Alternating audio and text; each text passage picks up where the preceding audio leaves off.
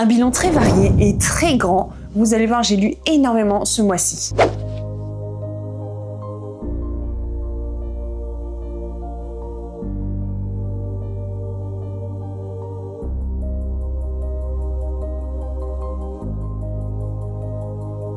Bonjour à tous, j'espère que vous allez bien. On est parti pour une nouvelle vidéo thématique et c'est parti pour le bilan du mois d'octobre. Alors aujourd'hui on est le 31 octobre, il y a juste un livre que je vais terminer aujourd'hui, mais je vais quand même vous en parler pour ce bilan-là puisqu'il sera terminé pour ce mois-ci. Et ensuite, on sera parti pour le mois de novembre. Et le mois de novembre, vous verrez au bilan du mois prochain que ce sera vraiment beaucoup de thrillers, mais pas que. Je vais essayer de mettre quelques petits autres bouquins. Il y aura déjà les deux lectures communes qui n'ont rien à voir avec du thriller. C'est, je vous rappelle, Les Enfants de la Mine, qui est une fiction historique, et Un automne pour te pardonner, qui est une romance. Donc il y aura un petit peu d'autres choses aussi. Voilà, allez, c'est parti pour ce bilan. Je vous conseille de vous mettre à l'aise parce que cette vidéo va être un petit peu longue. Je vais essayer de pas trop m'attarder sur chaque bouquin parce que j'en ai énormément. Et pour vous le dire tout de suite, j'ai un bilan de 31 livres lus ce mois-ci, ce qui est énorme. C'est le premier mois de l'année où je lis autant. Mais pour ne pas vous effrayer, il y a énormément d'albums jeunesse ou de BD manga dans ce bilan-là. Et donc forcément, ça explique le nombre qui est bien plus élevé que d'habitude. D'habitude, j'arrive à faire entre 15 et 20 livres par mois.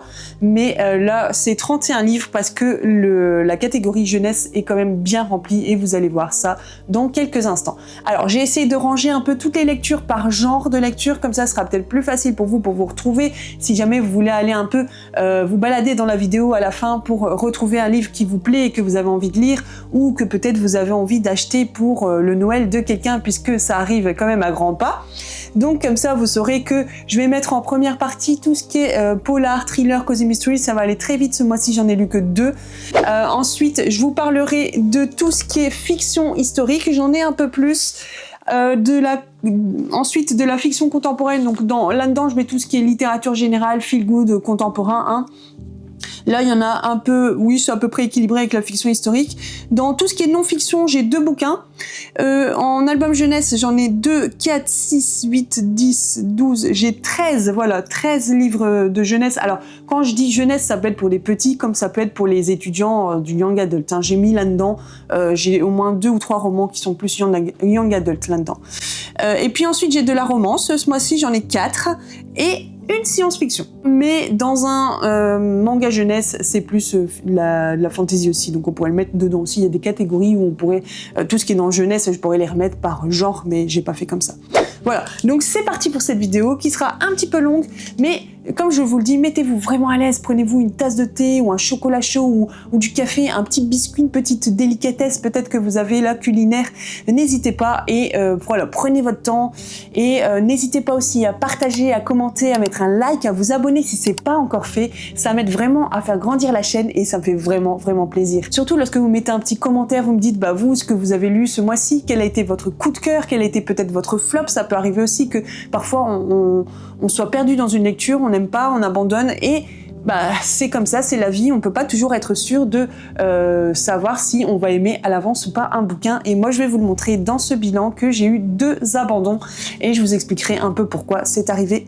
Voilà, donc bon, sur 31 livres, 2 abandons, c'est rien, c'est pas grave du tout, c'est dans une année, j'en fais peut-être 10 à peu près, même moins, ça dépend vraiment des années mais c'est pas grand chose sur une centaine de livres lus quoi. C'est parti, on part pour tout ce qui est polar, enfin alors c'est vraiment pas du gros polar ce que je vais vous montrer, vous allez comprendre tout de suite. Le premier bouquin, c'est un SP que j'avais pour la maison d'édition M+, avec laquelle j'étais en partenariat cette année, donc là ça s'est terminé, c'est le dernier livre que j'ai eu de leur part.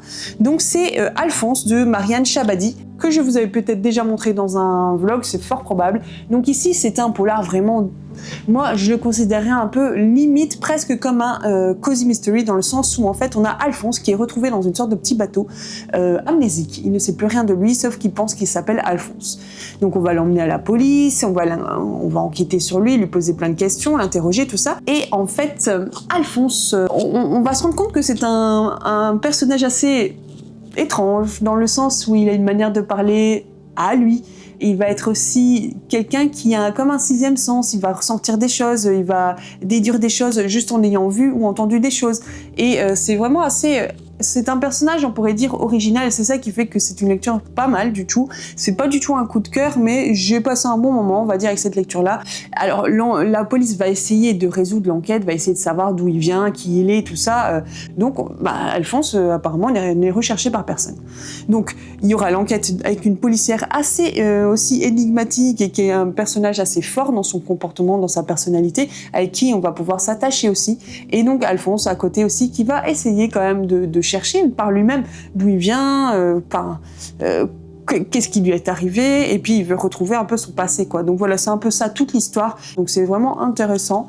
Et puis apparemment, donc de ce qu'on voit à la fin, il y aura une suite. Voilà tout ce que je peux vous dire sur ce bouquin-là.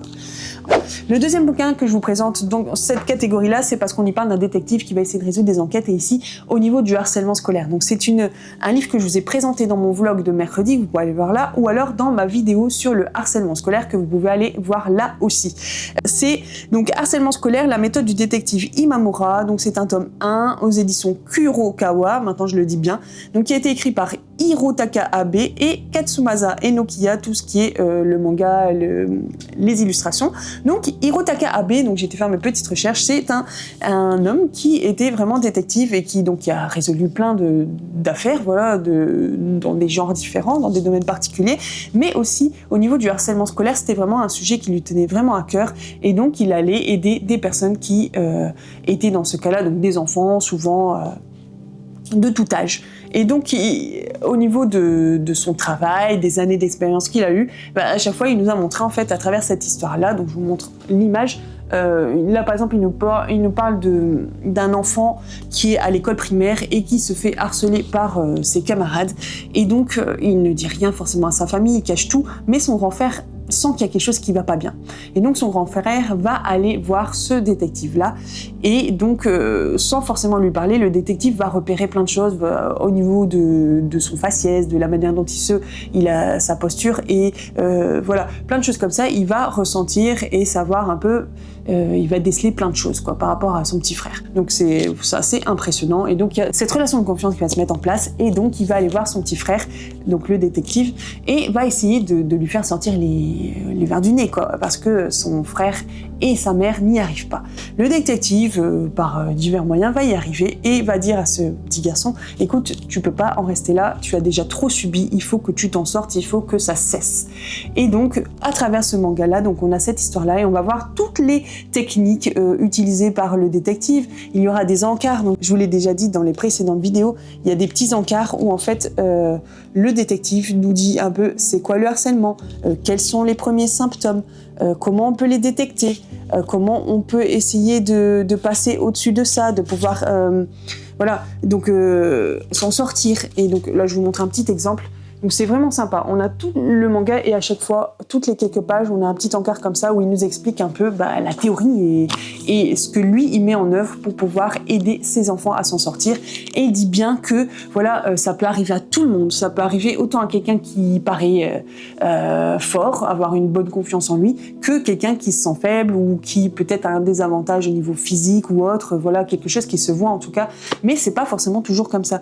Il va nous dire en fait que qui que nous soyons, tout le monde pourrait être harcelé du moment où quelqu'un qui va se sentir plus fort à un moment donné va déceler une petite faille chez quelqu'un. Donc par exemple, quelqu'un qui est très fort, qui a une bonne confiance en lui, peut-être qu'il y a un domaine dans sa vie où il se sent un petit peu plus faible, et quelqu'un va repérer cette chose-là, et ben il va réussir à s'immiscer dans la vie de cette personne et faire en sorte que voilà, ça se passe de plus en plus mal, et il va un peu tirer les ficelles sur ce point-là, appuyer fort et dire t'as ça, attention. Donc voilà, bref, ça peut commencer comme ça. Donc j'ai vraiment aimé ce manga, j'ai pas arrêté de le dire dans le vlog et dans la vidéo spécifique au harcèlement scolaire. J'ai les 3 premiers tomes qui ont été déjà traduits en français, il y en a 6 au total pour l'instant au Japon, mais c'est en cours d'écriture, donc j'imagine qu'il y en aura d'autres encore, je ne sais pas combien, mais j'ai hâte de me mettre à la lecture du 2 et du 3, c'est vraiment sympa, ça à mettre dans toutes les mains, je trouve. Et les illustrations sont vraiment magnifiques, je vous en montre quelques-unes. Voilà. C'est fini pour tout ce qui est polar, cozy mystery, thriller, donc vous voyez c'était vraiment très peu pour ce mois-ci, j'en avais lu bien plus au mois de septembre. On passe à tout ce qui est fiction historique et je vous parle de celui-ci, il est fortement en tête encore puisque j'ai terminé cette semaine, c'est Le Port des Lumières, donc c'est un tome 1, il y a un tome 2 que je viens de recevoir, donc chez les éditions Hachette Fiction, et ça a été écrit par Myriam Georges. Merci à Hachette Fiction de me l'avoir envoyé, donc je l'avais demandé et ils me l'ont gentiment envoyé, ou c'est eux qui m'avaient proposé, je ne sais plus. Donc c'est le livre 1, Le Chapeau Vert, et ici on est dans une histoire où alors on a Lily Karsten, donc c'est une fille d'un riche armateur à Hambourg en 1886, et donc on est en Allemagne, c'est ça qui est sympa aussi, une fiction historique qui se passe là-bas, donc fin 19e siècle, et donc on est là dans une famille où en fait Lily Karsten, elle est, on a tout prévu pour elle, on lui a prévu un gars avec lequel elle devrait se marier, elle n'a pas le droit de faire des études, elle va devoir tenir la maison, faire des enfants, voilà, c'est tout ce qu'on lui demande en fait, mais elle n'a pas du tout ça à cœur, elle veut vraiment plus pour sa vie, elle a des talents, elle aime écrire, elle aimerait écrire, mais voilà, c'est pas possible pour une femme de sa condition. Elle a vraiment eu un tempérament où elle veut s'émanciper, elle veut, voilà, avoir sa place dans la société, mais à l'époque, c'est pas comme ça, les femmes, elles sont un peu réduites au silence, entre guillemets, parce que c'est les hommes qui peuvent travailler, c'est les hommes qui sont les chefs de la maison, et puis elles, c'est tout, elles ont juste à être la femme docile, la maîtresse de maison docile, la femme au foyer docile, voilà, bref, la mère de famille docile, et c'est tout, elles ont que ça à faire. Et donc elle, forcément, c'est pas ce qu'elle veut. Donc toute l'histoire va tourner un peu autour de ça. Elle va rencontrer un gars qui est plutôt issu de conditions modestes, et ils vont se rapprocher à cause de diverses situations, voilà, où à un moment donné, ils ont eu quelque chose en commun, en fait. Et donc, en fait, elle va se rendre compte que, voilà, son cœur bat un petit peu pour cet homme-là, mais elle est déjà engagée, elle est déjà fiancée à celui qu'on a promis pour elle. Donc, c'est un peu délicat aussi par rapport à ça, parce que, elle voit que elle, en fait, elle pensait aimer son fiancé, tout ça, mais c'était des choses qu'on lui avait imposées, et finalement, elle s'était jamais posé de questions. Elle va rencontrer des personnes, des femmes qui sont un peu plus fortes aussi, qui ont des idées en tête, et qui vont aussi l'influencer dans ce sens-là. Et du coup, ça va un petit peu faire gonfler tout plein de choses. Et à un moment donné, forcément, elle voudra plus être cette fille docile qui obéit au doigt et à l'œil son père et sa mère et qui fait tout ce qu'on lui demande. Et du coup, vous imaginez bien que dans le bouquin, il va se passer des choses qui sont contraires à ce qui devrait être pour elle et pour sa situation en tant que fille d'une famille aisée. Donc c'était vraiment sympa. Si vous êtes des personnes qui aiment lire aussi des livres où il y a quand même cette notion de féminisme assez bien implantée, je trouve que vous pourriez avoir une très bonne lecture. Ce livre pourrait vraiment faire votre bonheur à ce niveau-là. Voilà, donc je passe à un autre bouquin, c'est Le Dernier Enfant du Blitz. Alors c'est toujours une fiction historique, mais on est complètement dans un autre domaine.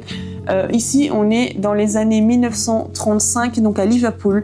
Et donc on a Viv Byrne qui est élevée dans une famille stricte, et elle sait aussi ce qu'on attend d'elle.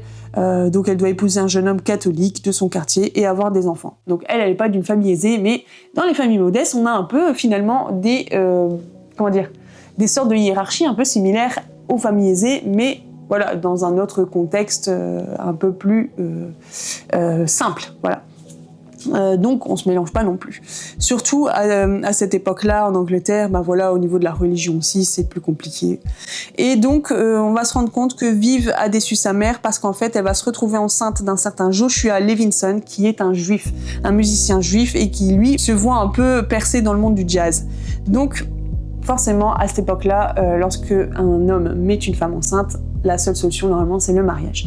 C'est ce qu'ils vont faire, mais le jour du mariage, tout va un peu basculer. Il va se passer des choses qu'on n'aurait pas forcément cru. Ensuite, on passe en 1939 et là, on est à la veille de la Seconde Guerre mondiale et Viv doit prendre une décision qui est vraiment déchirante pour elle, c'est-à-dire qu'elle va laisser partir sa fille de 3 ou 4 ans dans une famille à la campagne pour qu'elle soit protégée des bombardements. Normalement, là-bas, il devrait rien se passer. Donc, c'est un peu ce qui va se passer. Finalement, au bout d'un moment, elle va accepter de laisser sa fille partir. C'était vraiment une décision très difficile pour elle. On sait que elle n'est pas avec Joshua puisqu'il est parti à New York. Ils n'ont aucune relation entre eux, ils ne se parlent pas. La petite fille n'a jamais rencontré son père. Sa mère ne lui en a quasiment jamais parlé, je pense. Il va rentrer du pays pour aller s'engager dans l'armée. et ils vont se rencontrer une fois de temps en temps, mais pas forcément parce qu'ils le voulaient. Entre-temps, on sait que Viv pensait que sa fille était en sécurité, mais en fait, elle a disparu. Et donc, Viv, en tant que mère, elle pense que sa fille n'est pas morte. Tout le monde a dit qu'elle était morte parce qu'il y a eu un bombardement dans la maison où elle vivait avec les personnes qui l'ont accueillie. Mais elle sent au fond d'elle qu'elle n'est pas morte et elle va tout faire pour essayer de retrouver sa fille. Donc c'est vraiment ça l'histoire. Je trouve que la plume, elle est super bien. C'est vraiment bien écrit, c'était fluide. On a passé des bons moments avec Mélanie en lisant ce bouquin-là. On l'a lu assez vite, moi un peu moins qu'elle, mais franchement c'était sympa de ce que j'en retiens. J'ai pas tout retenu forcément, mais j'ai bien aimé en savoir un peu plus sur l'histoire du Blitz en Angleterre. Alors moi c'est marrant parce que je pensais que c'était vraiment que à Londres qu'on avait parlé de ça, du Blitz, mais en fait finalement ça s'est passé aussi à Liverpool, donc je ne sais plus le nombre d'enfants qui ont été emmenés à la campagne aussi de cette ville-là, et c'était vraiment impressionnant. Et ce que j'ai particulièrement aimé, mais c'est pas vraiment ça qu'on pourrait dire, c'est plutôt ce qui m'a quand même marqué, c'est le fait qu'en fait, le fait de laisser partir ses enfants pendant 1 an, je ne sais plus combien ça a duré, 1 an ou plus, ça dépend quand les enfants sont partis, ça a été très difficile autant pour les parents que pour les enfants. Il y a eu vraiment une déchirure, donc normalement je pense qu'ils pouvaient pas prendre les enfants de moins de 5 ans, mais il y a eu quand même des exceptions. Quand les enfants sont revenus à la maison, ou en tout cas tout se passait bien, les parents ne sont pas morts entre-temps, on sait qu'au niveau psychologique, ça a été quand même bien difficile pour beaucoup d'enfants. Il y en a qui faisaient des cauchemars, la relation entre les parents et les enfants s'était peut-être déchirée, était devenue plus distante parce que il y avait eu une coupure, une rupture entre eux, et alors c'était pas voulu, c'était pas consenti, mais voilà, au niveau psychologique, il s'est quand même passé des choses, tout ne s'est pas réglé comme ça très facilement dans toutes les familles, quoi. Donc ça devait être vraiment des événements très terribles à vivre. Voilà pour cette fiction-là. Ensuite, je passe à une BD, et donc on est toujours dans un peu dans la période de la guerre, de la Seconde Guerre mondiale, et je vous présente la BD Les Justes de Karl Lutz. Alors pas de Karl Lutz, mais on y parle spécifiquement de lui, Karl Lutz. Donc c'est écrit par Le Naour et Gupfert aux éditions Grand Angle. Et donc ici, j'ai bien aimé cette BD-là parce que tout simplement, on y parle de Karl Lutz, que moi je ne connaissais pas du tout, et qui était en fait un simple vice-consul de Suisse, mais à Budapest. Donc c'est là où il avait sa mission. Et donc, lorsqu'il était en mission à Budapest, c'était pendant la Seconde Guerre mondiale. Et donc en fait, lui, son rôle, c'était de protéger les gens dont il s'occupait. Et en fait, il avait vraiment à cœur d'aider les Juifs. Et donc, à son niveau et avec ce qu'il pouvait, et d'ailleurs il a outrepassé ses droits, et du coup c'est pour ça aussi par la suite qu'en Suisse on n'a pas trop parlé de lui de son vivant, c'est parce qu'il n'avait pas forcément fait toutes les choses dans les règles, dans la légalité, mais pendant qu'il était à son poste, il a aidé énormément de Juifs à s'en sortir. Il a donné des papiers, et donc il a fait des faux papiers, il y a une vingtaine de mille de Juifs qui ont été sauvés grâce à lui. Et donc sa femme, bien sûr, l'a aidé aussi.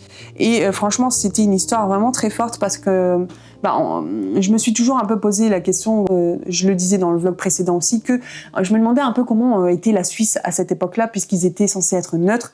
Et en fait, j'avais entendu des histoires comme quoi il y avait eu de la résistance au niveau des frontières, tout ça, que des Suisses avaient aidé beaucoup de gens à s'en sortir et à rentrer dans leur pays sans aller faire de la diffamation et sans aller en parler aux Allemands. Et du coup, là, le fait de savoir qu'il y a un homme politique qui a fait quelque chose de fort, il n'était pas en Suisse à cette époque-là, mais il était dans un autre pays et il a aidé beaucoup de gens à s'en sortir. Je trouve ça vraiment fort. C'était vraiment très très très intéressant. Je vous encourage à aller lire la BD. À la fin, il y a même quelques pages où on montre des photos de lui, on montre des articles.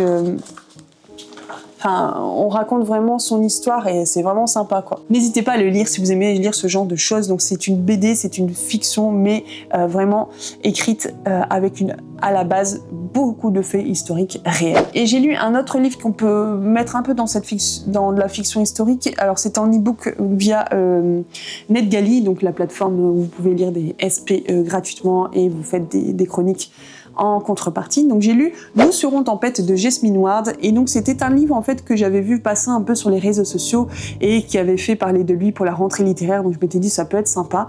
Et pourquoi j'avais choisi ce livre-là? Tout simplement parce qu'on y parlait d'esclavage, et c'est un thème qui me parle aussi. Alors moi je sais pas pourquoi, je suis vraiment tout le temps marquée, attirée et vraiment émue par tout ce qui est les thèmes un peu durs comme l'esclavage, le harcèlement scolaire, dernièrement je vous ai parlé des femmes qui ont eu le cancer du sein, vraiment des choses comme ça en fait où ça m'émeut, voilà, et j'ai besoin d'en savoir plus, j'ai besoin d'en apprendre pour, je sais pas dans un sens pour être contente de ma vie et plein d'autres gens, pas du tout dans ce sens-là, mais plutôt justement dans un sens où j'ai envie d'en savoir plus pour pouvoir aider les gens autour de moi qui sont peut-être dans des situations où c'est difficile ou autre, voilà, c'est vraiment dans ce sens-là plutôt que je lis ce genre de bouquin-là. Et du coup, ici, je vais vous parler donc de Nous serons tempête. Alors, c'est un livre que j'ai lu quand même jusqu'au bout.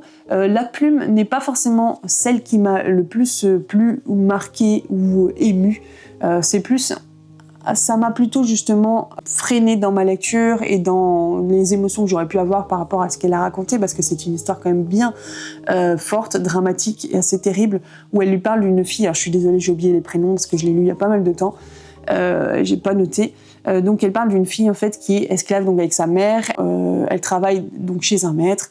Donc ce maître-là a abusé de sa mère, et c'est d'ailleurs elle est la fille de cet homme-là, mais bien sûr il ne la reconnaîtra jamais vu que c'est une noire. Elle est illégitime quoi.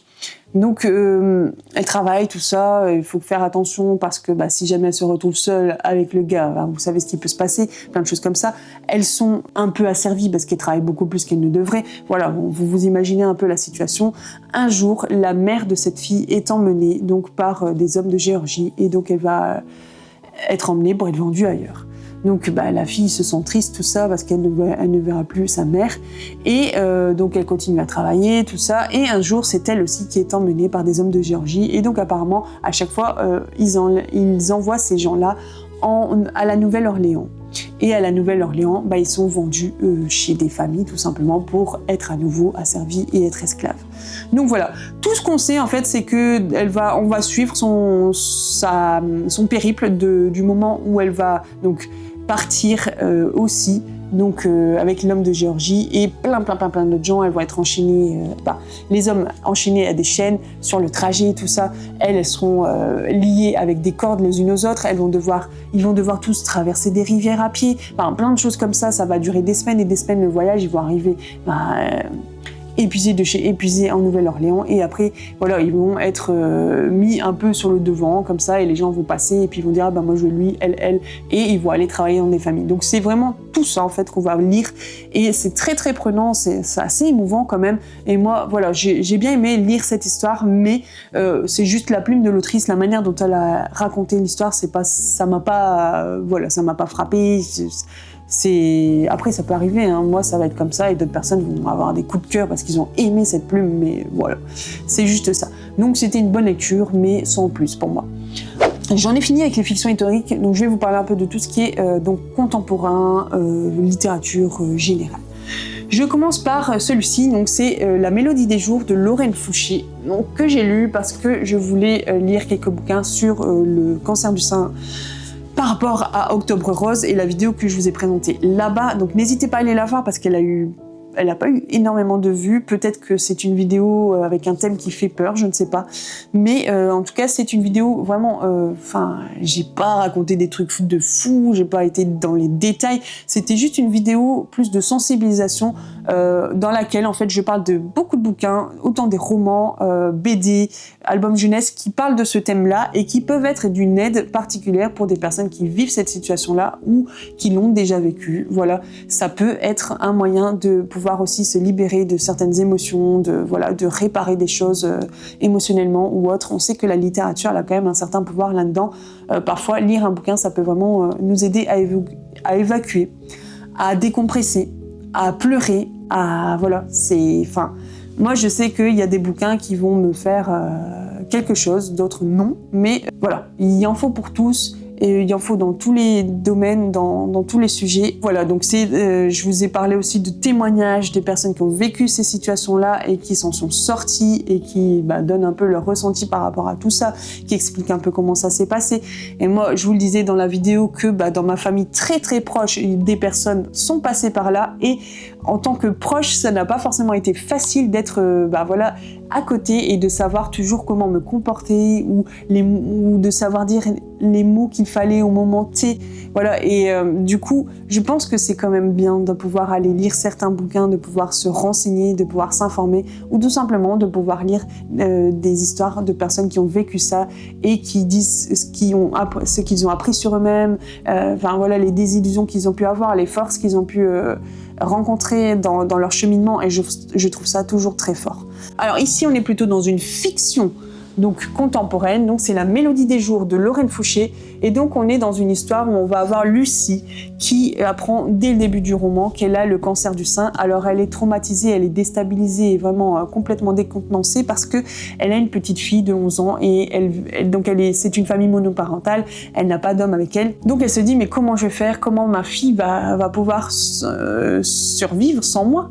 Tout de suite elle se met des idées en tête comme quoi elle va pas vivre, elle va mourir de ça. Et donc on voit tout ce cheminement dès le moment où elle apprend cette situation-là et tout ce qui va se mettre en route, tous les traitements, les rendez-vous avec les spécialistes, tout ça. Et du coup, elle va choisir de cacher à sa fille qu'elle est là-dedans. Et sa fille va se rendre compte inconsciemment que sa mère ne lui dit pas tout, et de toute façon elle va se rendre compte qu'elle n'est pas forcément bien, qu'elle est un peu plus faible, qu'elle se sent fatiguée, qu'elle est épuisée sur certaines choses. Donc au bout d'un moment on va se rendre compte que le fait de cacher ça à sa fille, c'est pas forcément la meilleure des solutions. Donc ça on le verra dans l'histoire. On va rencontrer plein d'autres personnes qui vont s'immiscer dans leur vie, qui vont se rajouter à leur vie quotidienne, et ça va être vraiment sympa parce qu'on va en apprendre un peu plus sur chacun aussi. Et donc ce que j'ai beaucoup aimé, c'est vraiment tout ce qui est relations humaines dans ce bouquin-là, et voir aussi son cheminement de Lucie, son cheminement au niveau psychologique, au niveau de comment elle va s'en sortir, comment elle va faire pour y arriver, et comment elle va faire avec sa fille si elle lui cache tout du début jusqu'à la fin. C'est très compliqué de cacher une chose aussi importante en fait, et on voit bien dans cette histoire-là que finalement le mensonge c'est pas forcément ce qu'il y a de mieux, même si c'est pour protéger quelqu'un. Au bout d'un moment, le mensonge c'est pas la meilleure des solutions. J'ai vraiment beaucoup aimé cette histoire-là, donc si jamais vous avez envie de lire plutôt ce sujet-là mais sous forme de fiction, en sachant que c'est pas une vraie histoire, n'hésitez pas à aller lire ce roman-là, c'est très bien écrit, j'ai beaucoup aimé. Ensuite, j'ai lu Ces petits riens qui nous animent de Claire Norton, donc en lecture commune. J'avais ce livre-là dans ma pile à lire depuis un certain temps. Je me suis dit, il fallait que je le sorte. En plus, dernièrement, j'avais lu En ton âme et conscience et j'avais plutôt bien aimé. Donc, je l'ai sorti celui-ci parce qu'il avait quand même beaucoup fait parler de lui aussi. C'est pour ça que je l'avais acheté d'ailleurs. Et donc là, on est dans une histoire assez forte aussi où je trouve qu'on est un peu dans le...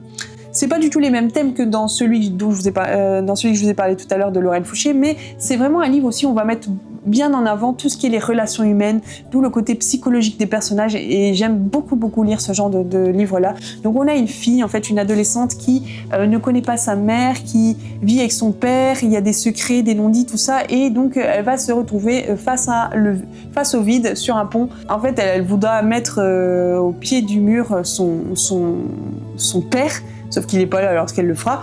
Et donc quand elle sera dans ce parc, elle se mettra juste au bord d'une roche et en bas il n'y a rien, c'est le vide. Et il y a des personnes qui vont arriver dans le parc, et elles vont s'arrêter, elles vont vouloir l'aider parce qu'elles ne veulent pas que cette fille tombe et se suicide. Et donc en fait, à partir de là, elle va être liée à ces personnes-là, elle va faire en sorte que ces personnes-là puissent l'aider à résoudre ce problème de ces questionnements qui sont sans réponse, et elle a besoin d'aller plus loin avec ça, et donc elle va faire une sorte de chantage avec ces gens-là. Elle va dire si vous m'aidez et je ne sauterai pas, sinon voilà. Et du coup pendant pas mal de jours ils vont devoir se réunir ensemble, apprendre à se connaître et essayer de résoudre cette affaire, donc là où la fille a besoin d'aide. Le père sera là, mais on voit que ça lui pose problème, le fait que sa fille demande de l'aide à des gens, en plus de l'extérieur, tout ça, parce qu'il y a des secrets de famille, tout ça. Et donc, on va essayer de démêler un peu tout ça pendant l'histoire. Et franchement, c'est bien écrit. Côté vraiment comme je vous le disais tout à l'heure, psychologique sur les personnages, est vraiment bien écrit. Et c'est une plume très, très fluide. Donc, moi, j'ai beaucoup aimé cette histoire-là. Et je pense que si vous aimez ce genre d'histoire, alors ce livre pourrait vraiment vous plaire. Après, j'ai lu un livre qui était que j'avais emprunté à la bibliothèque, dont je ne l'ai plus ici. Donc je vous le mets là en image, c'est La boule au nichon. Et donc forcément, c'est encore un livre qui parle de Octobre Rose. Vous en aurez encore quelques-uns dans ce bilan, puisque c'était le mois où j'en avais lu pas mal des bouquins sur ce sujet-là. Donc La boule au nichon, c'est une petite BD carrée jaune, si je me rappelle bien, et en fait, où une femme raconte son périple du cancer du sein, du moment où elle l'a appris jusqu'à sa guérison, en fait. Et donc, de manière un peu humoristique, elle va nous raconter tout ce qui s'est passé. Et alors, au départ, je l'avais dit dans un vlog que ça me perturbait un peu, le fait que ce soit écrit de manière un peu humoristique. Et au bout d'un moment, je me suis dit, non, en fait, c'est bien parce que ça permet de dédramatiser la situation. C'est un peu comme ça que je l'ai vécu finalement, au bout de quelques pages. Et je me suis dit, tiens, finalement, c'est pas trop mal parce que, au lieu de nous donner des sentiments c'est quel drame, on va pleurer, tout ça, en fait, il y avait une sorte de toujours des petites phrases comme ça qui nous faisaient que, on partait pas justement dans ces sentiments-là. Et en fait, c'était vraiment bien écrit, c'était fluide, c'était sous forme de BD, donc avec des dessins, tout ça. Donc c'était pas mal aussi de pouvoir lire sur cette situation-là, mais de manière illustrée aussi. Donc c'était vraiment pas mal. Si ça vous intéresse, n'hésitez pas. Et donc, je poursuis avec encore un e-book, puisque c'est sur ma liste, Où les étoiles tombent, de Sapin Cédric Dufour, que j'ai terminé hier soir, c'est ça. Hier soir, j'avais mes yeux qui tombaient, mais je me suis dit non, il faut que je termine. Et je l'ai terminé, j'ai réussi. Donc, c'est un livre vraiment sympa, que je lisais, dans lequel aussi, au départ, j'étais pas forcément bien... je me sentais pas forcément bien dans ma lecture, mais tout simplement parce que je lisais que 2-3 pages par-ci par-là le soir en e-book avant d'aller me coucher. Et au moment où je me suis mise à lire beaucoup plus de pages d'un seul coup, je suis vraiment rentrée dans l'histoire. Et donc en gros, alors j'ai pas lu la 4e de couverture, donc je veux pas trop spoiler. Je vais en dire vraiment pas grand-chose parce que sinon j'ai peur de tout vous dire. On est dans une histoire où, donc, si j'ai bien compris, je devais faire ma petite recherche et j'ai oublié, je pense que c'est une histoire vraiment vraie, où il raconte vraiment son histoire à lui et à sa femme. Donc, et en plus, il parle de son chien Hubac, dont il a parlé, il en a fait un livre, c'est Son odeur après la pluie, que j'ai dans ma maison, mais que je n'ai toujours pas lu. Il en parle dans son bouquin, et que, d'ailleurs, dans son bouquin, à l'époque où il raconte donc cette histoire, il y avait écrit...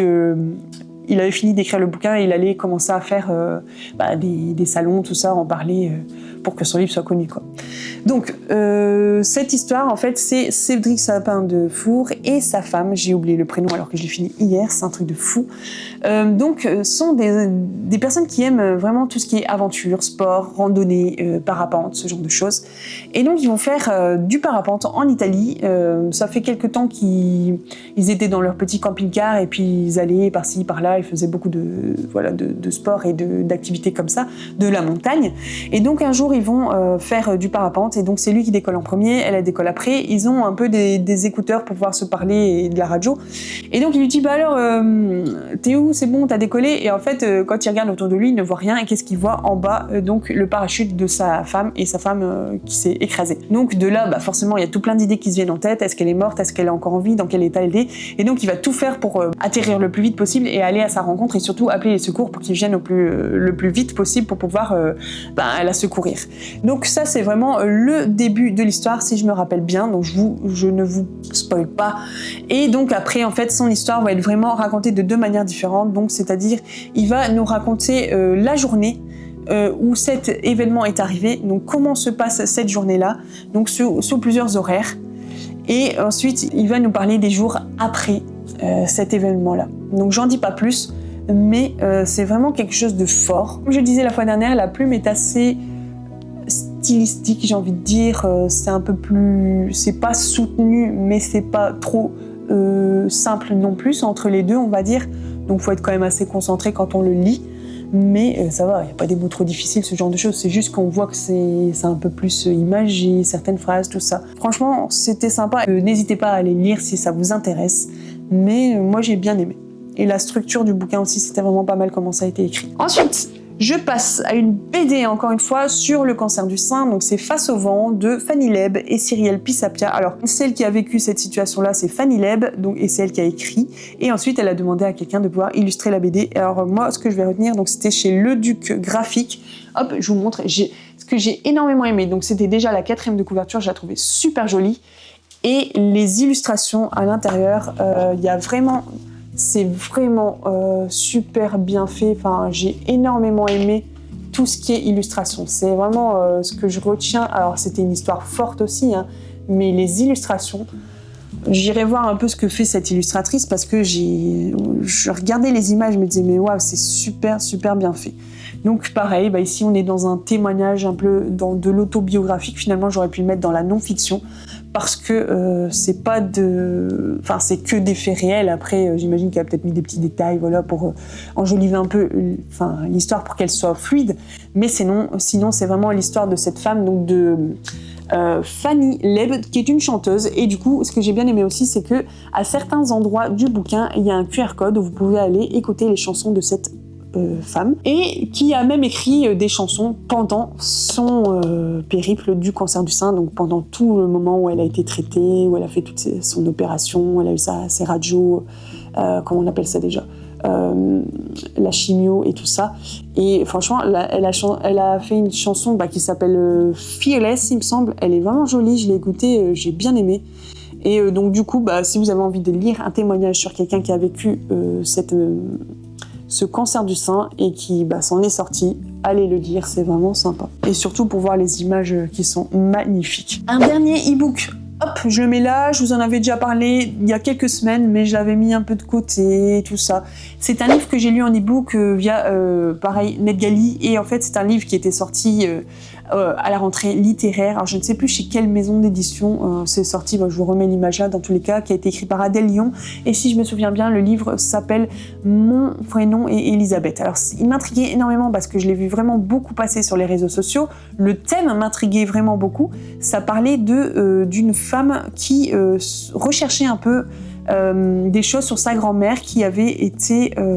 alors, est-ce qu'elle était bipolaire? Non, c'était pas bipolaire. Schizophrène, il me semble, si je me trompe pas. C'était dans ces thèmes-là. Et en fait, elle a commencé à faire des recherches sur sa grand-mère. Je sais plus... Je crois que c'est vraiment sa grand-mère, son arrière-grand-mère, en tout cas, dans ses ancêtres. Donc, une de ces personnes-là avait eu cette maladie-là, mais ça n'avait jamais vraiment été diagnostiqué comme telle. Et du coup, c'est une maladie qui peut se transmettre en fait de manière génétique. Les enfants en dessous ou les petits-enfants, tout ça, peuvent l'avoir. Et du coup, celle qui a écrit ce bouquin-là, elle se posait pas mal de questions par rapport à ça, et elle voulait en savoir beaucoup plus. Donc elle a été enquêtée, elle a été parler à toutes les personnes de la famille qui avaient été en relation donc avec sa grand-mère ou son arrière-grand-mère. Et franchement, le contenu, c'est vraiment sympa, ça m'intéressait vraiment beaucoup, mais par contre, j'ai pas du tout adhéré à son écriture, et du coup, c'est pour ça qu'au bout d'un moment, en fait, j'avais mis un peu en pause, j'avais lu d'autres choses, et je l'ai pas repris. Donc je me suis dit, si je l'ai pas repris, c'est que, en fait, j'allais avoir du mal, et je pense que j'étais à 200 et quelques pages sur 400, je me voyais mal lire encore 200 pages, tout simplement parce que j'ai pas vraiment accroché à sa plume. Ça veut pas dire que c'est pas un mauvais livre. Alors à chaque fois je dis, je pense que c'est un livre qui va parler à énormément de gens, qui va plaire à beaucoup de gens, et d'ailleurs il a plu à beaucoup de personnes. C'est juste que moi la plume ne m'a pas attirée, n'a pas fait en sorte que j'arrive à lire jusqu'au bout, tout simplement. Voilà.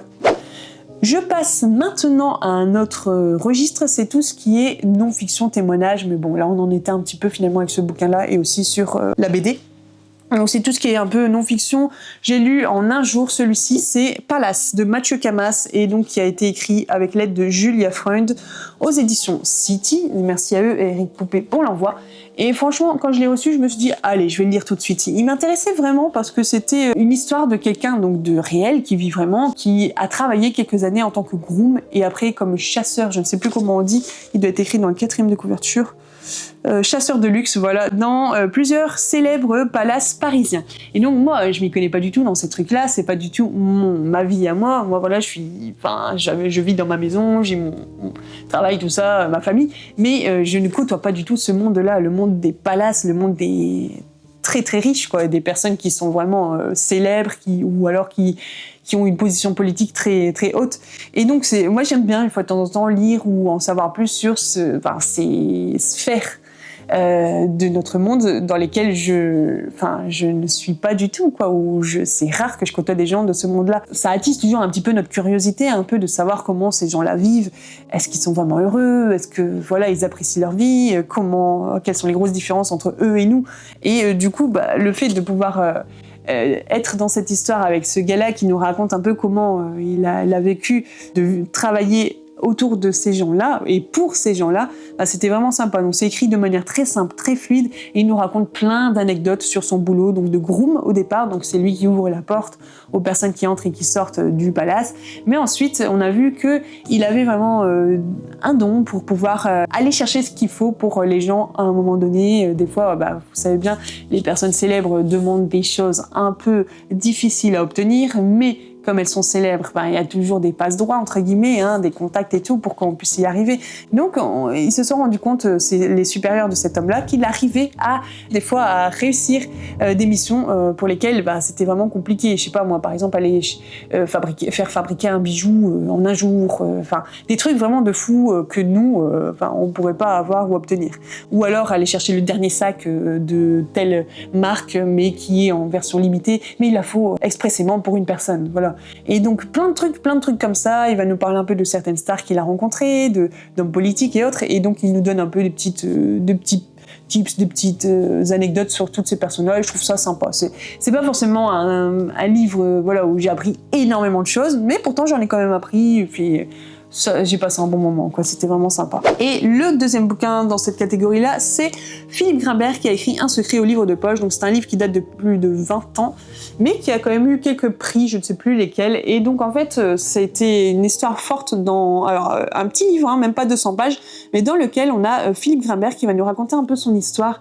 Et une histoire où en fait, plein de choses ont été caché. Il y a eu beaucoup de secrets dans sa famille et il va déterrer ça, tout simplement parce qu'il va détecter des petites choses un jour, et puis il va aller creuser, et donc là il y a une personne qui va ouvrir sa bouche et qui va lui parler un peu de son passé, de sa famille et de tout ce qui s'est passé. Et donc en fait tout remonte à la Seconde Guerre mondiale, lorsque l'Allemagne est entrée en France, et puis là où ça s'est compliqué, mais énormément pour les Juifs. Donc on va se rendre compte que dans cette famille-là aussi, il y a des Juifs, et il a fallu se cacher, il a fallu taire des choses. Le fait de pouvoir être lui-même et de savoir qui il est vraiment, il a eu besoin d'aller chercher dans son passé et de comprendre. Voilà, et c'était vraiment sympa, c'est bien écrit, j'ai bien aimé. On l'a lu avec Christelle, et qui a beaucoup apprécié aussi au départ.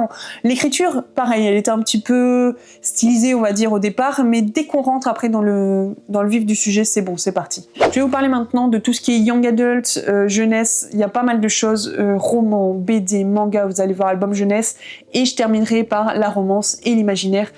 Pour la jeunesse, j'ai quand même beaucoup de choses, donc c'est parti.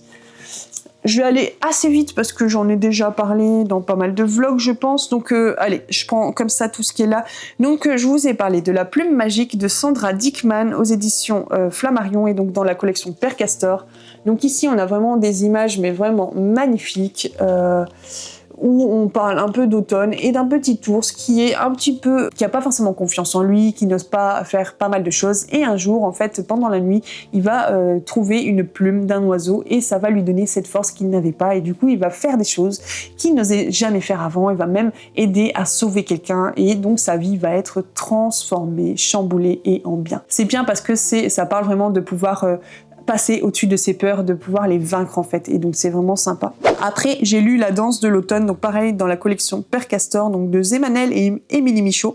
C'est une histoire aussi qui parle d'une famille d'ours, vraiment sympathique, qui se passe en automne avec des couleurs automnales. Pareil, je vous montre quelques images.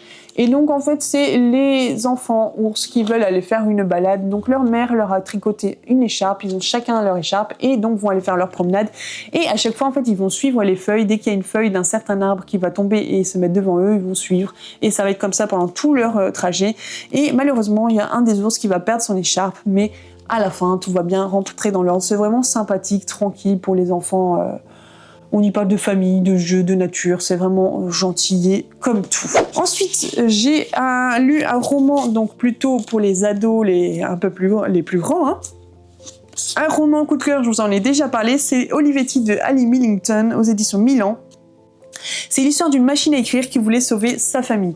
Alors déjà, la 4e de couverture, elle est tellement belle, c'est vraiment... à chaque fois que je la regarde, je me dis purée, c'est vraiment beau. Cette machine à écrire avec des fleurs qui en sortent. Et donc ici, on est dans une histoire, et c'est vrai que j'en avais pas parlé dans ma vidéo sur Octobre Rose, parce que finalement, on est un peu dedans, dans cette histoire-là. On y parle de famille, on y parle de maladie, on y parle de comment s'en sortir lorsque quelqu'un est malade. Et je trouve ça vraiment bien écrit, parce que c'est écrit avec les yeux d'une machine à écrire qui a vu toute la famille pendant des années. Elle connaît vraiment tous les secrets de la famille. À chaque fois qu'il venait écrire sur la machine à écrire, la mère qui écrivait beaucoup sur la machine à écrire, qui racontait la vie de sa famille. Et donc ici, on alterne en fait avec des chapitres où c'est Ernest, l'un des enfants de la famille, qui parle et la machine à écrire. Et donc Ernest va essayer de retrouver la maman qui a disparu du jour au lendemain, ils ne savent pas où elle est. Et donc avec l'aide de la machine à écrire, ils vont essayer de retrouver cette maman et de comprendre pourquoi elle est partie, qu'est-ce qui s'est passé. C'est vraiment, vraiment une très très belle histoire. Franchement, autant pour nos jeunes que pour nous adultes, il y a énormément de choses à en retirer. Il y a vraiment des belles valeurs qui en ressortent, au niveau de la famille, de s'entraider. La même situation est vécue de manière différente, voilà, par chaque membre de la famille, et ça c'est important aussi, de savoir communiquer les uns avec les autres, de pas rester en retrait, de pas se renfermer sur soi-même, parce que parfois ça peut, mettre de la distance entre les membres de la famille. Enfin, il y a tellement de choses à en retirer de cette histoire-là, c'est vraiment, vraiment une belle histoire. Je passe à autre chose, un manga, on pourrait dire pour la jeunesse, mais aussi pour les adultes. C'est chez Doki Doki, et donc c'est Beast King and Medicinal Herb, le tome 1, donc de Tatsukazu Konda, avec les dessins de Asahi Sakano, et donc aussi avec des designs de Momoshishi. Donc c'est un manga plutôt de fantasy, on y parle d'aventure et de monstres, et donc en fait on a une petite fille qui est une aventurière et qui doit grandir dans son cheminement. Il y a des paliers. Et au fur et à mesure où ils vont capturer des monstres ou les tuer et ramener des sortes de petits trophées, genre quelque chose du monstre, eh bien ils peuvent grandir dans cette hiérarchie-là et gagner toujours plus d'argent aussi. Donc un jour, elle va avec ses camarades dans un donjon pour pouvoir aller trouver des monstres et les tuer. Et en fait, elle va se faire blesser, elle va être blessée par un de ces monstres-là, et ses collègues vont partir, vont la laisser toute seule. Elle croit qu'elle va mourir parce qu'elles sont vraiment mal, et il y a un monstre qui arrive justement, et elle croit que ce monstre va la tuer. Et finalement, non, il ne la tue pas, il va la soigner, mais il va lui dire « Je t'ai soignée, tu vas guérir, tout va bien se passer pour toi, mais on signe un contrat ensemble, tu m'appartiens maintenant, tu feras ce que je te dis. » Donc c'est ça l'histoire, et en fait elle va devoir le suivre partout, et elle va se rendre compte que c'est pas un méchant si méchant que ça, parce que c'est un monstre qui est là pour soigner les autres monstres. Et on va comprendre au fur et à mesure de cette histoire pourquoi ce méchant, tout subitement, soudainement, il va aider les autres monstres. C'est vraiment sympa comme manga, et donc du coup j'ai le 2, le 3 et le 4 que j'ai reçu en SP, donc j'avais acheté celui-ci, et donc ça me donne envie de lire les suivants. On est vraiment un peu dans l'imaginaire, dans autre chose que tout ce que j'ai pu vous raconter jusqu'à présent, et j'aime bien aussi lire des choses, vous le savez, très variées et différentes, et aussi partir de plus en plus dans l'imaginaire, puisque j'avais dit dans d'autres vidéos qu'avant je ne lisais pas de science-fiction, de fantasy, mais j'en lis de plus en plus, en tout cas une fois de temps en temps, ça m'arrive d'en lire comme vous le voyez là. Je repasse dans un album jeunesse qui est plus carré dans la manière dont c'est raconté. Ici on est avec Karine Surug et Rémi Sayard qui ont écrit Ma maman est une pirate, et donc ça a été édité chez les éditions Gauthier Langros, que je remercie encore une fois pour l'envoi de cet album là, pour la vidéo de Octobre Rose, donc j'en parle dedans bien. J'ai beaucoup aimé cet album de jeunesse parce qu'en fait, il parle d'un garçon qui a sa maman qui a le cancer du sein. Et donc sa maman va lui expliquer un peu sa maladie et tout ce qui va y arriver, mais sous forme d'une histoire. Donc elle va lui dire qu'elle est une pirate et qu'elle doit aller dans son navire avec ses autres partenaires qui ont un bandana sur la tête, tout ça, et qu'elle doit aller faire des missions jusqu'à trouver une île particulière. Et donc en fait, elle raconte tout le périple du cancer, mais vraiment de manière imagée et sous forme d'une histoire. Et donc ce qui va aider un peu son fils en fait à mieux vivre la situation à côté d'elle. Donc c'est vraiment bien fait, et je trouve vraiment ça sympa. J'ai un autre livre d'ailleurs sur le cancer du sein, et qui est un album jeunesse que je vais recevoir dans les prochains jours, et je trouve ça vraiment bien. Je pensais pas en fait qu'il y avait, je pense pas qu'il y en ait énormément des albums jeunesse sur ce thème-là, mais il en existe quand même quelques-uns. Il y a celui-ci, et puis j'en avais dans la vidéo Octobre Rose, je pense que j'en ai peut-être parlé d'un autre ou quoi. Mais voilà, j'en ai reçu un autre que j'avais pas encore eu à cette époque-là. Donc il y a quand même quelques albums et c'est vraiment bien fait. Donc je trouve ça vraiment super de pouvoir mettre ces sujets-là qui sont vraiment très compliqués, mais à la portée de nos enfants et de manière à ne pas les traumatiser non plus, bien sûr. Ensuite, j'ai lu, c'est l'histoire d'un hippopotame de Agnès de Lestrade et Guillaume Plantevin aux éditions Sarbacane, donc dans la collection Sarba Bébé. Donc là, on est plutôt pour les tout petits. C'est un livre cartonné et dans lequel vous avez un hippopotame qui aime chanter, mais apparemment sa voix n'est pas vraiment superbe et du coup, il va rencontrer plein d'animaux mais qui vont lui dire de se taire. Et je trouve ça vraiment rigolo. Ils vont essayer de trouver une idée pour qu'il se taise, mais ça va pas forcément marcher. Et il y a le lion qui va arriver. Et alors, soit le lion va être là pour dire non, mais ça suffit, faut arrêter, je vais vous dévorer. Ou peut-être autre chose, c'est ça qui est sympa parce qu'il y a un beau retournement de situation dans cette histoire-là. C'est vraiment drôle et humoristique. Enfin, c'est vraiment bien pour les petits. Et puis, forcément, on va y parler d'animaux, tout ça. Et je trouve ça vraiment très, très, très bien. Ensuite, je passe à La Petite Rouge Kourou de Raphaël Frière et Victoria Dorsch. Donc, dans les petits albums de Sarbacane, donc c'est pour un peu les plus grands que les bébés. C'est un livre vraiment sympa qui est un peu une réécriture du Chaperon Rouge et dans lequel on va y voir en fait une fille qui ne va pas se laisser faire. Alors ses parents ne veulent pas qu'elle sorte, il n'y a que son frère qui peut sortir, tout ça. Et en fait, elle va pas forcément obéir et au bout d'un moment, elle va sortir dans la forêt et finalement la fin de l'histoire va être un peu différente des versions qu'on peut connaître et je trouve ça sympa. On met un peu à l'honneur les filles et on montre un peu que une fille c'est pas forcément quelqu'un de faible mais aussi elle a une force en elle et elle le montre bien là dans cette histoire-là. Pour le coup, j'ai bien rigolé, c'est vraiment sympa. C'est humoristique aussi, c'est vraiment pas mal du tout. Je vais peut-être parler des romans après et continuer avec les BD ou les albums. Donc ici, on a Le Cœur dans les nuages, donc toujours chez Sarbacane, de Claire Renaud et Émilie Sandoval. Donc celui-ci, je l'ai lu très récemment, donc je l'ai bien en tête. Ici, on est dans une histoire où en fait, on a Simon, un homme qui monte sur un mont chaque jour à l'heure de la fin de l'école, donc à 16h30, et donc il attend les enfants qui viennent vers lui et qui vont lui demander de faire des sculptures de nuages. Donc il attrape les nuages et il en fait n'importe quoi avec, un peu comme les ballons, vous savez, où on peut faire des sculptures avec. C'est exactement ce qu'il fait, mais avec des nuages. Donc les enfants vont lui demander fais-moi un cœur, fais-moi une girafe, fais-moi un chameau à 4 bosses, plein de choses comme ça, et lui il va faire et gratuitement, sans arrière-pensée, sans demander de choses en retour. Donc il est heureux de faire plaisir à ces enfants-là. Un jour, un homme passe en vitesse et il s'attarde un peu sur lui, il se dit mais il y a quelque chose à faire, il y a de l'argent à faire avec ça. Donc il va le voir et il lui dit tu sais que ce que tu es en train de faire c'est n'importe quoi, le temps c'est de l'argent, je reviens demain et puis tu vas voir ça va changer. Il revient le lendemain et il lui montre un peu comment il faut faire, donc il dit tu les mets en fil, ils doivent donner 1 euro pour chaque sculpture que tu leur demandes, tu fais pas n'importe quoi comme sculpture, tu fais des choses réelles, des trucs qui existent, pas de chameau à 4 bosses, un chameau c'est 2 bosses, tu fais juste 2 bosses.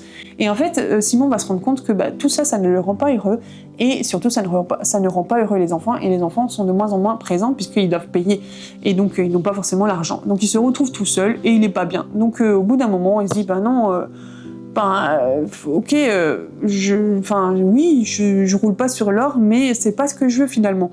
Et donc, ce qui est vraiment bien dans cet album-là, c'est qu'on va y parler un peu de tout ça, en fait, que parfois on fait les choses parce qu'il faut de l'argent ou par un appât, en fait, mais qui est pas forcément bon. Et donc, les valeurs vraiment de cet album sont super bien. On va se rendre compte que Simon, non, ne veut pas faire ça et il va reprendre un peu comme avant. Et tout ce qu'il lui veut, c'est rendre heureux les enfants et sans qu'il lui donne quelque chose en retour. Et donc c'est vraiment sympa comme histoire, ça montre vraiment aux enfants un peu les valeurs de la vie, le fait que oui, c'est important de gagner de l'argent, il faut vivre, il faut se nourrir, tout ça, mais il y a des choses qu'on peut faire sans devoir demander de l'argent. Après j'ai lu La baignoire magique de Julia Thévenot et Valeria Milovanova, j'ai vraiment du mal avec ce nom-là, toujours aux éditions Sarbacane. J'aime beaucoup les illustrations dans ce bouquin-là.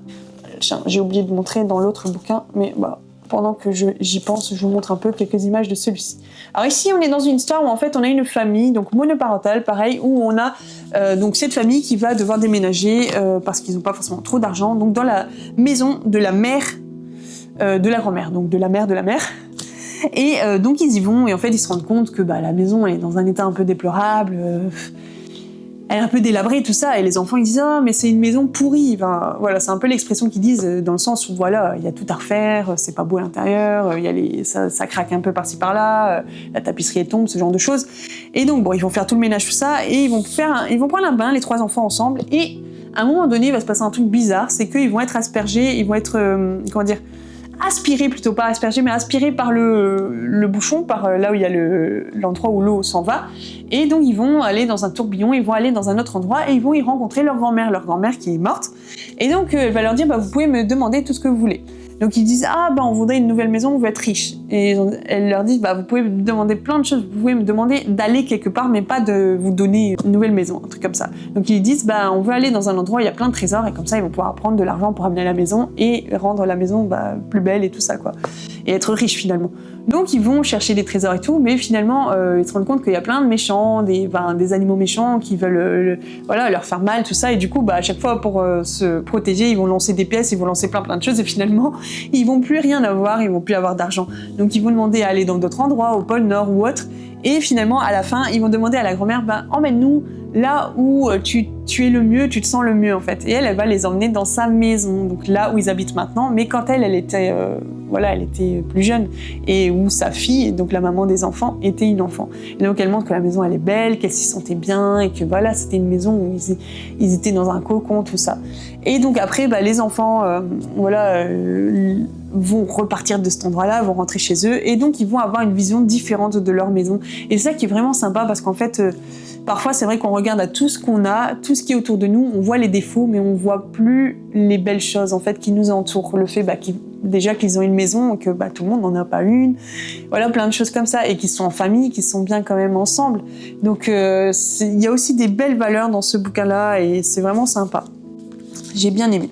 Un autre livre dans un tout autre contexte, ici on y parle de maladie, on y parle de la maladie d'Alzheimer, et dans les petits pourquoi de la maison d'édition Milan. J'aime vraiment beaucoup cette collection pour les 4-7 ans, où en fait on va y parler de sujets quand même bien sérieux, mais en expliquant les choses.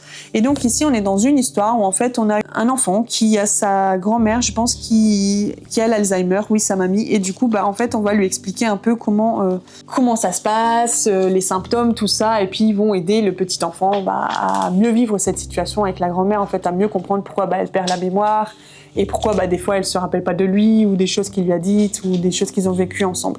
Donc c'est vraiment sympa, c'est toujours bien expliqué de manière simple, donc je trouve ça vraiment bien comme livre quand on a des sujets qui sont pas évidents à parler avec nos enfants, avec les enfants qui nous entourent. Toujours dans la jeunesse, mais pour des plus grands, pour ceux qui savent bien lire, pour les ados et même plus, j'ai lu 2 bouquins vraiment très très très bien. Les 2 je les ai lus mais de manière rapide, en 1 jour, 2 jours max. Je vais commencer par celui-ci qui est dans le thème du harcèlement scolaire, donc vous pouvez toujours aller voir la vidéo, je vous en ai parlé en début de vidéo. Ne vois-tu rien venir de Amélie Antoine. J'avais déjà lu un livre d'elle et je vais encore en lire, je pense. Elle fait aussi des livres pour adultes, par des thrillers, ce genre de choses. Et donc ici, on est dans une rentrée scolaire qui est normalement semblable à tout autre, sauf qu'on a 2 filles. On va parler de 2 filles, Orlan et Sarah. Orlan qui va déménager donc avec sa famille, et donc qui va rentrer au collège en 3e, mais dans un collège qu'elle ne connaît pas, et elle ne connaît personne.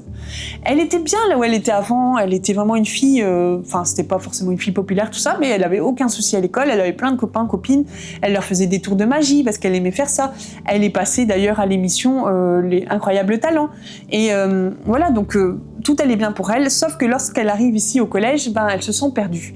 Et on le voit sur sa posture, sur ses yeux qui sont un peu fuyants, elle ne sait pas où les poser, tout ça. Et il y a Sarah qui arrive, cette fille qui est populaire, que tout le monde suit, que tout le monde vénère un peu, qui est un peu celle qui va amener la mode, bim bim, je m'habille comme ça, tout le monde fait ça. Bref, Sarah, tout de suite, elle pose son regard sur Orlan et elle voit qu'il y a quelque chose à faire avec cette fille-là, elle va pouvoir l'embêter. Elle voit que cette fille ne se sent pas bien, qu'elle n'est pas à l'aise, qu'elle n'a pas d'amis. Et du coup, elle a vu toutes ces failles-là et elle va rentrer dans l'art, quoi. Elle va faire de la vie d'Orlan un enfer, tout simplement. Et du coup, toute l'histoire est là-dessus. On a des chapitres où c'est Sarah qui parle, des chapitres où on a Orlan qui parle. Et donc, on voit vraiment comment le harcèlement scolaire s'immisce dans la vie de Orlan, comment Sarah devient le personnage du harceleur et Orlan le personnage du harcelé, la victime. C'est très très bien écrit. Et à la fin, je ne le dis pas. Alors c'est marrant parce que pendant tout le roman, j'avais une sorte de boule au ventre parce que on se doute de comment ça va se passer. On se dit, est-ce que la fille, elle va complètement baisser les bras et passer à l'acte ultime, ou est-ce qu'il va y avoir de l'espoir? Et donc pendant tout le long du roman, on est comme ça à se demander si ça va aller ou pas. Et on lit des choses horribles, dramatiques et tout, et c'est fou, quoi. Et la fin, ouais, elle m'a assez surprise. Et donc voilà, je le conseille vraiment si vous voulez lire un livre là-dessus. Je trouve que c'est vraiment bien à proposer ça à nos jeunes pour qu'ils aient une meilleure conception de cet acte du harcèlement scolaire, de comment ça se met de manière insidieuse dans la vie de chacun, que ça peut, comme je le disais tout à l'heure, toucher n'importe qui. Une Orlane qui était vraiment bien et qui tout d'un coup devient quelqu'un qui est mal. Vraiment, vraiment, c'est super bien écrit et ça se lit, mais de manière très vite, quoi. Après, alors, dans un tout autre domaine, mais toujours pour les young adults, c'est Le syndrome du spaghetti de Marie Vareille, que j'avais emprunté à la bibliothèque, donc aux éditions PKJ, ici, et là, c'était aux éditions Syros. Donc, ces deux-là, je les avais empruntés à la médiathèque. C'est un livre que pour lequel j'avais eu beaucoup d'échos, de bons échos sur les réseaux sociaux. On en a beaucoup parlé. Il a eu des prix littéraires, je vois, c'est le premier prix littéraire décerné par les jeunes lecteurs, le prix Babelio 2021 jeune adulte. C'est une histoire que j'ai beaucoup aimée parce qu'on y parle de quelque chose que je ne connaissais pas et donc j'en ai appris sur quelque chose, où j'étais complètement ignorante. Donc c'est vraiment sympa, c'est sorti de faits réels aussi, donc c'est des faits de la vie de Marie Vareille, l'autrice. C'est des choses qu'elle a vécues avec sa famille. Alors bien sûr, elle a romancé certaines choses pour que ce soit plus fluide, toute l'histoire, mais vraiment la base, elle vient de ce qu'elle a pu vivre avec sa famille. Donc on y parle ici de Léa qui a 16 ans et de Anthony 17 ans. Donc c'est deux personnes qui sont complètement un peu de deux mondes différents. C'est-à-dire qu'elle est d'une famille aisée et lui d'une famille modeste. Lui, il habite dans les immeubles, vous savez, un peu la ZUP, et elle dans les beaux quartiers résidentiels. Ils ne vont pas du tout au même lycée, ils ne se connaissent pas, ils ne se côtoient pas, ils ne vivent pas les mêmes trucs, plus ou moins. En tout cas, ils ne se croisent pas. Sauf qu'un jour, ça va arriver et en fait, on va voir qu'ils ont un point commun. J'en dis pas plus, mais ce que je peux vous dire, c'est que elle va vivre un drame dans sa famille et à partir de là, sa vie va voler en éclats. Lui, sa vie de famille n'est pas facile non plus. Et il y a des rêves qui ont dû être mis au placard à cause de justement sa famille et le fait qu'il veut préserver et protéger sa famille. Et on va voir que dans cette histoire-là, ils vont se rencontrer, il va se passer des choses et il va se passer des bonnes choses comme des moins bonnes choses. Je dis beaucoup le mot choses, mais ce qu'on peut retirer, c'est que, on apprend pas mal de trucs. Sur un syndrome particulier, donc c'est pas le syndrome du spaghetti, c'est un autre nom. Il y a de l'espoir. C'est ça que je peux retirer de cette lecture-là, c'est que malgré des situations complètement difficiles, dramatiques, qui peuvent nous arriver, il y a de l'espoir. On n'est pas trop mal, j'ai bientôt fini. On va passer maintenant à la romance. Alors je regarde juste si j'ai bien tout parlé de tout ce qui est jeunesse. Ouais, apparemment j'ai tout dit. Ces choses qu'on n'oublie pas, je vous en ai parlé un peu dernièrement dans les vlogs. Un livre que j'avais acheté en version originale, donc en anglais, et en fait je l'avais gratuitement sur Audiolib, donc je l'ai écouté et je l'ai abandonné au bout d'un moment, vers la moitié du bouquin, tout simplement parce que j'en avais marre d'avoir trop de scènes spicy. Toutes les quelques pages, il y avait une scène et c'était long, c'était tout décrit et tout, c'était trop explicite et ça m'énervait en fait. Autant l'histoire, elle était vraiment sympa, c'était l'histoire d'une fille qui abandonne son futur mari le jour de son mariage, on n'en sait pas plus et j'en ai pas su plus puisque je suis pas allée à la fin pour le savoir, mais du coup, il y a sa sœur qui l'appelle alors qu'elles se sont pas vues ni côtoyées depuis des années, qui lui dit viens m'aider, donc elle habite dans une autre ville, donc elle y va. Et en fait, sa sœur va lui voler ses affaires, sa voiture, son argent, tout ça, et elle va lui laisser par contre sa fille, qu'elle ne connaît pas d'ailleurs. Donc elle va devoir s'occuper de la fille de sa sœur. Elle ne sait pas combien de temps, si sa sœur reviendra un jour. Bref, sa vie est complètement chamboulée. Elle va rencontrer des gens, elle va avoir des ambiguïtés avec un certain gars au début où ça va pas bien se passer, mais on sait que par la suite ça va évoluer en bien. Donc j'avais bien aimé les personnages, tout ça, mais dès que il y a la romance qui se met en place, c'est du spicy et ça m'a vraiment saoulé au bout d'un moment. J'aime bien quand il y a j'aime bien les romances, hein, mais quand c'est trop, au bout d'un moment, ça me gonfle fortement et du coup, j'ai envie de passer à autre chose. Donc dommage, je l'ai abandonné et puis c'est pas grave. Franchement, il y a des suites, mais je les lirai pas du coup. Ensuite, j'ai lu Tomber sous son charme et Sous le sapin. Et donc là, on est plutôt dans une romance de Noël. Donc c'est un SP que je devais lire pour la maison d'édition Kairos. Donc sur un temps donné. Et d'ailleurs, il faut que je fasse ma chronique sur Insta, il faut que je me dépêche. Franchement, c'est une romance que j'ai beaucoup aimée. Alors là, franchement, au niveau spicy, il y a quasiment rien ou très peu. Donc ça m'a vraiment, vraiment pas gêné du tout. La romance est super jolie, elle est cosy, elle est gentille. Les personnages, on s'y attache, mais tout de suite. Alors on est un peu dans une sorte de enemies to lovers, mais vraiment léger dans le sens où, en fait, finalement, les deux personnages ne se connaissent pas réellement. Ils en savent assez sur l'autre, mais de ce qu'ils pensent savoir, de ce qu'ils ont perçu, puisqu'ils habitent sur le même palier, ils se sont juste dit bonjour une fois de temps en temps, et ils ont vu des choses de l'un et l'autre, et donc ils se sont fait des idées sur la personnalité de l'un et l'autre. Mais en fait, on se rend compte que finalement, les apparences sont trompeuses, et que ce qu'ils ont pu percevoir n'est pas forcément la vraie personnalité de l'autre. Donc franchement, c'était sympa parce que ce garçon s'est fait larguer par sa copine sans qu'elle le lui dise d'ailleurs. Donc il va mettre le sapin dans la benne en bas de l'immeuble et donc sa voisine de palier arrive au même moment et lui dit mais non, vous pouvez pas jeter le sapin, c'est quelque chose de sacré, on fait pas ça le 23 décembre quoi. Et du coup, elle va vouloir le prendre et le mettre dans son appartement, et donc quand elle va essayer de le porter dans l'escalier, elle va tomber sous son sapin, et du coup il va devoir appeler les secours et l'emmener à l'hôpital, tout ça, et donc ils vont devoir avoir une certaine proximité forcée puisqu'il va devoir la surveiller, même la nuit, la réveiller toutes les 2 heures pour voir s'il n'a pas une commotion cérébrale. Donc au fur et à mesure, ils vont devoir apprendre à se connaître et de manière un peu forcés puisque ils sont obligés d'être ensemble.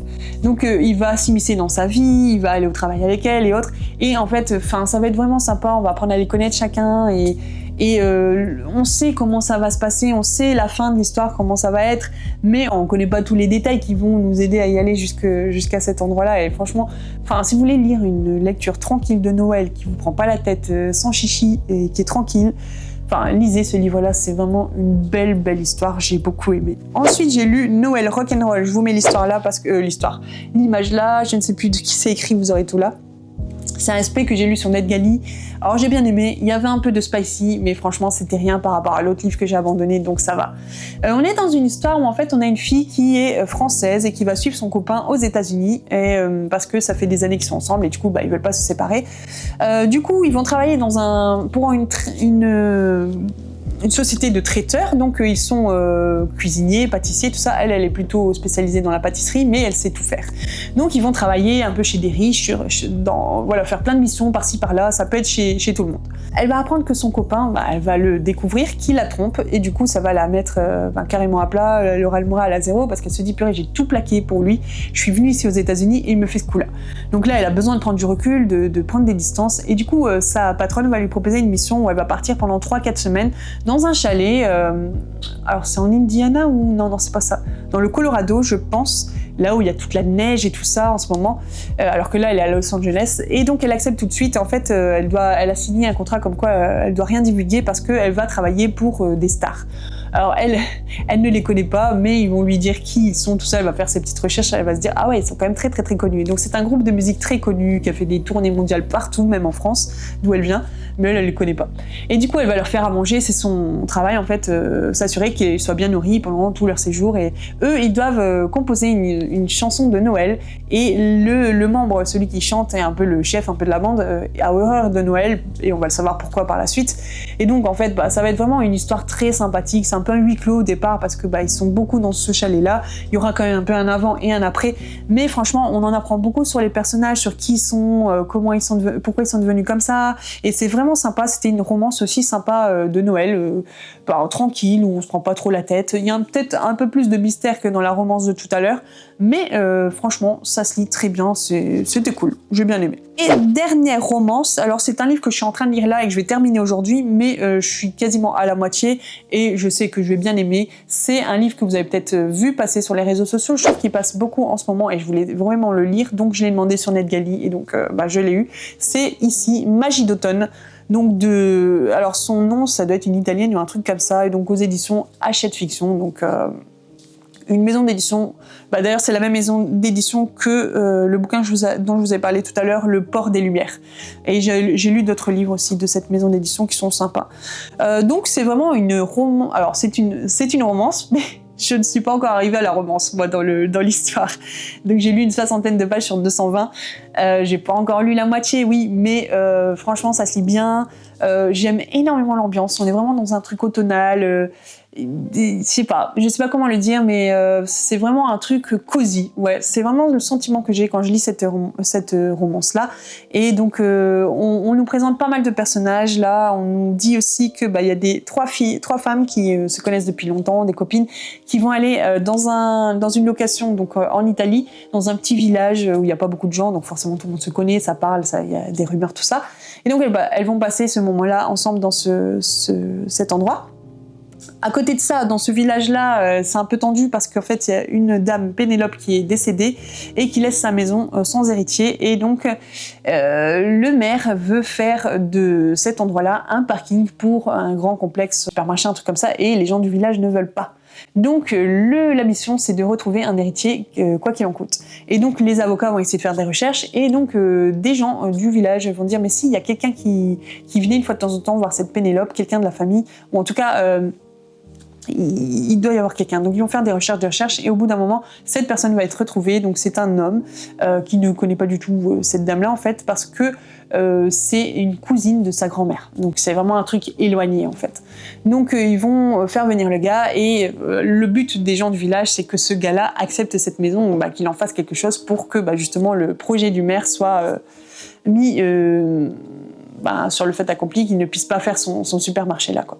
Donc voilà, j'en suis arrivée là et je trouve ça vraiment très très très sympa, donc je suis sûre que ça va être encore mieux le reste de l'histoire. Je sais que je vais en garder un bon souvenir.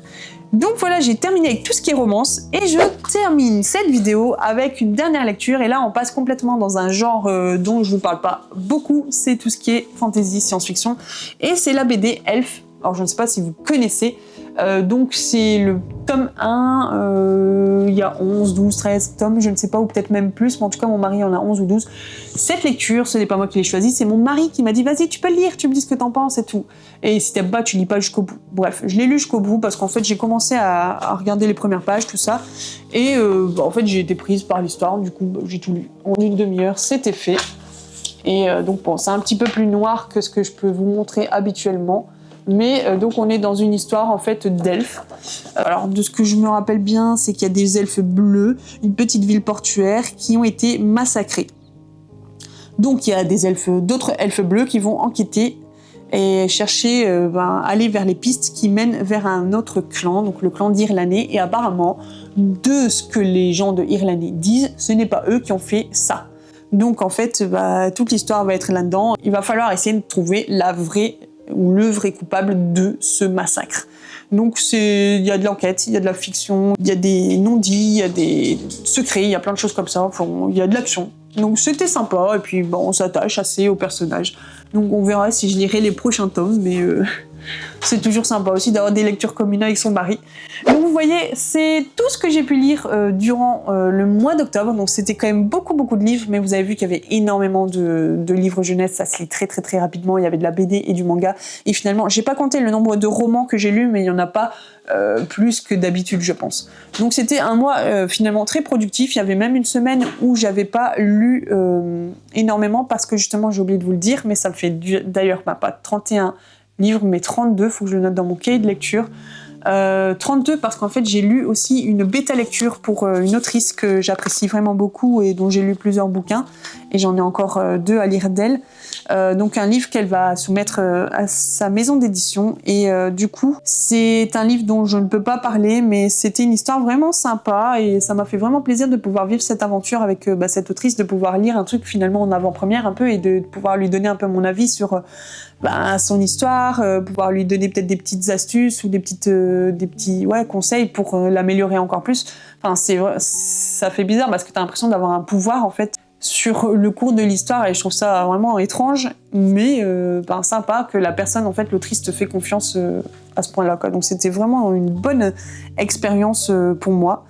Et du coup, ça m'a pris quand même quelques jours de lecture où je voulais pas trop lire d'autres choses à côté pour être vraiment centrée sur cette histoire et ne pas oublier les détails, les situations et autres pour pouvoir l'aider au mieux pour sa réécriture en fait. Avec tout ce que je viens de vous dire là, vous ne pouvez pas rester muet et ne rien dire dans les commentaires, je ne pense pas que ce soit possible. Alors n'hésitez pas à venir parler, à commenter, vous pouvez parler entre vous aussi sur les bouquins, voilà. Qu'est-ce que, dans les livres que je vous ai proposés, est-ce que vous en avez peut-être lu un? Est-ce que vous avez aimé, pas aimé? Est-ce que l'un des livres dont je vous ai parlé aujourd'hui vous fait envie? N'hésitez pas à venir me voir si vous voulez en savoir plus aussi sur ces bouquins.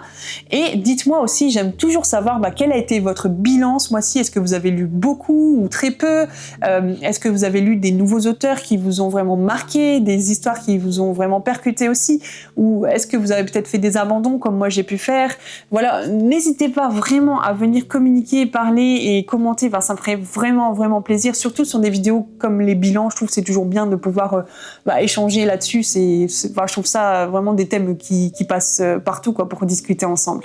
Je vous mets les liens Amazon de tous les bouquins que j'ai cités dans cette vidéo-là. Alors, je peux avoir des toutes petites ristournes avec Amazon si vous cliquez sur l'un des liens et que vous achetez par exemple un bouquin. Ça me donnera un tout petit, quelques centimes pour pouvoir améliorer la chaîne au fur et à mesure. Voilà, tout simplement. N'hésitez pas à vous abonner, à mettre un like, donc à commenter comme je viens de vous le dire, à partager. Et je vous souhaite vraiment de passer de très bonnes journées. On se retrouve samedi prochain pour un nouveau thème particulier, spécifique. Et le mercredi pour le vlog habituel où je vous raconte mes lectures en cours, mes lectures terminées, les choses qui peuvent arriver dans ma semaine de lecture et où je vous mets des petites vidéos ou des images de ma vie un peu avec mon chien et autres. Voilà. Allez, c'était Aurélie, les mots d'or. À très bientôt.